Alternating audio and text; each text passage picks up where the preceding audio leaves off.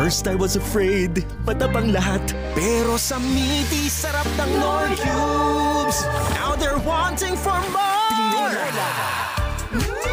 Basta Nord yan. Anytime, pwedeng booming time. Mega Panalo! Games, shows, prizes! Register na!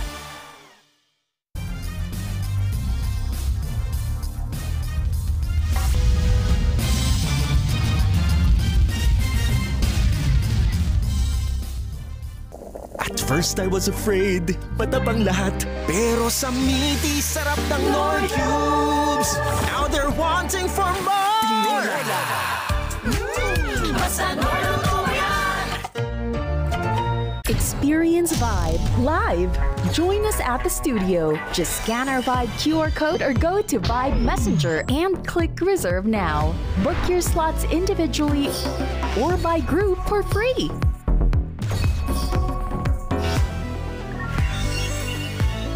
Be part of the crowd, the music, the movement, and experience the energy of the Philippines' only all-Filipino music countdown live. Vibe.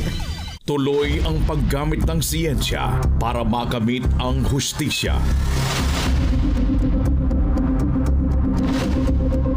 Hihimayin ng mga eksperto ang bawat ebidensyang makakalat upang malutas ang kaso ng krimen.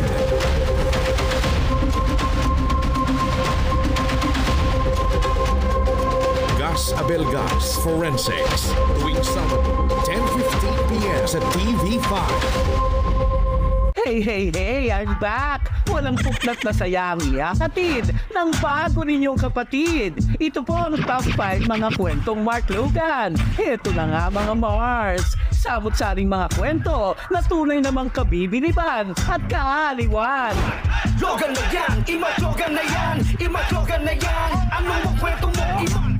Ima-Logan na yan! Top 5 mga kwentong Mark Logan tuwing linggo 2:15 p.m. sa TV5.